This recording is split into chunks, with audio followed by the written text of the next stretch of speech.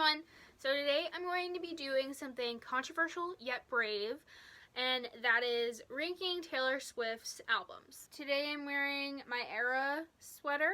I know some people think that the Era merch is ugly. I think it's iconic.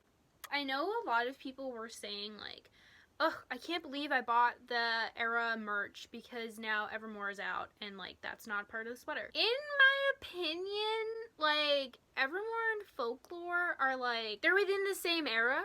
Like, they're sisters, you know? Like, I don't think of them as like being separate. Also, the inside of this sweater is so freaking soft. I love it. So I guess I should preface this by saying that all of the albums, even though some of them aren't my favorite, I do think that they all have something to offer. When I was making this list, honestly, I was having kind of a hard time because there are so many songs that, like, I can connect with in different ways than, say, another album. This isn't, like, my finalized list. This is just sort of a working list. For example, like the album Red, like I used to never listen to it and now I listen to it like more. So I feel like where I am in my life depends which album I'm listening to more, which is gonna, you know, change which one I like more. So that's just my general disclaimer. So for those of you who don't know, Taylor Swift has 9 albums, so I'm gonna be counting down from 9 and then one will be the best. I didn't need to explain that, but you get it. So at number 9, I'm gonna put Reputation, and I'm gonna put this at number 9 because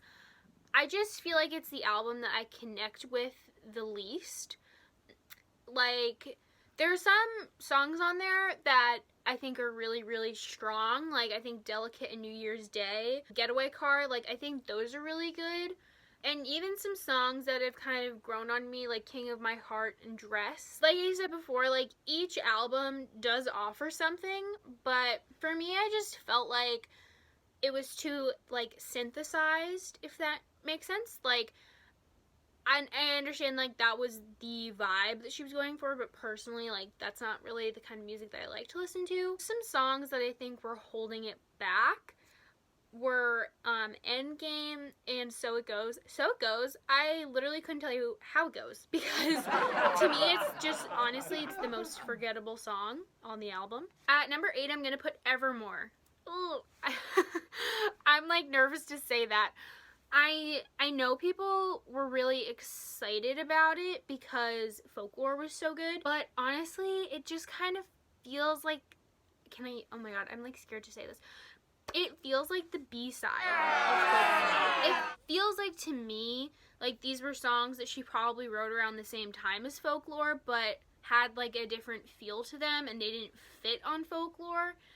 And so she just put them out on Evermore, which is fine. And like, there are songs on Evermore that I do really like. I really like Willow. I really like No Body, No Crime.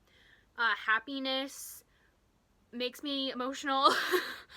But then there are songs like Cowboy that are just really like slow and kind of boring. It's not that the songs are bad, they're just kind of boring. And honestly, I kind of wish she had waited to release it. I feel like maybe I would have liked it more. I feel like I was just still processing Folklore and I was already sort of biased. Like when she announced it, I was like, why? Like, I'm not done with Folklore. Also with Evermore, I am like tentative to put it at number 8 just because it is new and like I don't know if, you know, I feel like maybe if I listen to it more, my feelings will change, but that's just where I'm at right now. At number 7, I'm gonna put Speak Now. Some songs that I really like from Speak Now are Dear John and Back to December. Those are probably the saddest songs on the album. I'm on my sad girl shit, what can I say? I just think overall the album is a little bit forgettable. Like, I don't gravitate towards it when I want to listen to her. It's just not the album that I go for. But it does definitely have some good songs on it. At number 6, I'm going to put Taylor Swift. So this is her first album. I do have to admit this is higher on the list purely for nostalgia reasons. It's country, which is not something that I usually go for. But because I grew up with it, I definitely put it higher on my list. Some standout songs on Taylor Swift is Picture to Burn, Should Have Said No, Our Song is a bop. But yeah, it's higher because of the nostalgia and like sentimental value. I'm not a huge fan of like Mary's song. You know, I like Stay Beautiful, it's fine. And again, it's not that any of the songs are bad. It also, like, it was her first album, and that's usually not, you know, like, the top tier stuff from an artist anyway. So, you know, it's not that the songs are bad, it's just that they're not really, like, they're just sort of there. They're not, like, pushing any sort of, like, envelope. Does that make sense? I don't know. At number 5, I'm gonna put 1989. 1989 was when I was starting to really get back into Taylor's music. I had been really, like, a huge fan in elementary school when she started making music, and then I sort of fell off somewhere in middle school. It's not that I didn't like her music, I just wasn't, like, looking for it, really. Some standouts to me on this album are Blank Space, Wildest Dreams.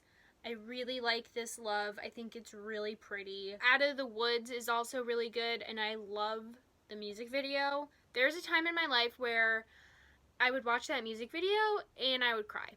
And then I'd rewatch it and then I'd cry again. Some songs that I think are holding back 1989. Bad Blood. It's like, I mean, it's a fine song, you know, it's just like, okay, whatever. And then I'm not a huge fan of You Are in Love or New Romantics. At number 4, I'm gonna put Red. So Red is one of those albums that when it came out, it was sort of when I was in my phase of like not really listening to her music. So I didn't really get into this album until a few years ago, and now it's definitely like one of my tops. Some songs that really stand out to me on this are I Almost Do, All Too Well, obviously.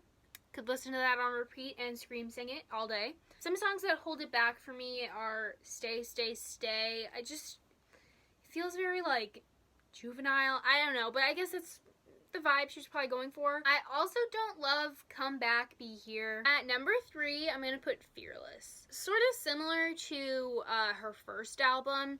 This one has so much sentimental value attached to it. For her second album, I feel like it really like jumps past her first album. There's a lot more like iconic songs.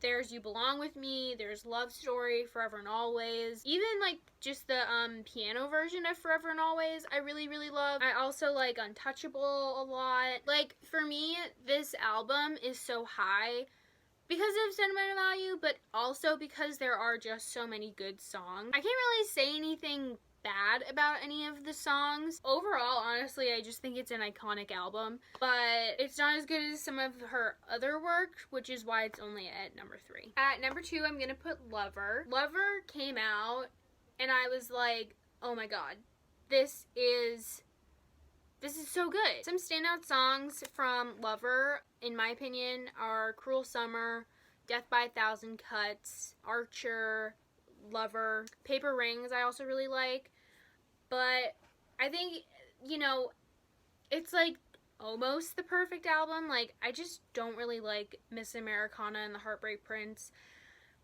I think this is maybe controversial, but I don't really like Cornelia Street. I think a lot of people like Cornelia Street, but I don't. I also am not a fan of I Think He Knows. This album, to me, coming out after Reputation, you know, it was sort of back to old Taylor, but with like a more mature sort of spin on it.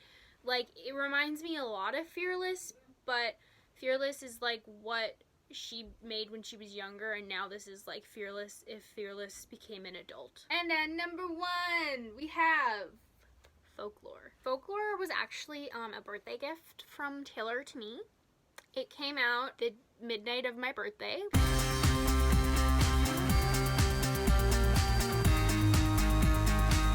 Some standout songs on Folklore, I mean all of them. Like, I just don't think that there's a bad song on the album. I know that some people think Epiphany is boring. I think Epiphany is really beautiful. There are definitely songs that, I don't necessarily gravitate towards, but I would say, like, there are no skips on the album. Obviously, people love Betty. I think Betty is really good, but my all-time favorite from Folklore is August. I could listen to that all day. In fact, I think it was my Spotify, like, top, like, most played song. I also love My Tears Ricochet and This Is Me Trying. This Is Me Trying actually reminds me a lot of one of my favorite books called Far From You by Tessa Sharp. I don't really know, like, why I made that connection, but it just sort of reminds me of that book, and that book is really good, so check it out. I will say at first, I was very resistant to listening to The Lakes. I was like, the album was so good. She didn't need to do that. Why'd she do that? And it's like, she did that because she's smarter than you, Catherine. She knows what she's doing. And The Lakes is a great song, actually. It's actually now one of my favorites. So, just goes to show you. And, yeah, I mean, all this being said, I am a huge Taylor Swift fan. I hope one day soon I can see her in concert. So, yeah, that is my ranking of the Taylor Swift albums. I know I probably offended someone by dissing their favorite album or their favorite song, and I'm sorry. These are just my opinions.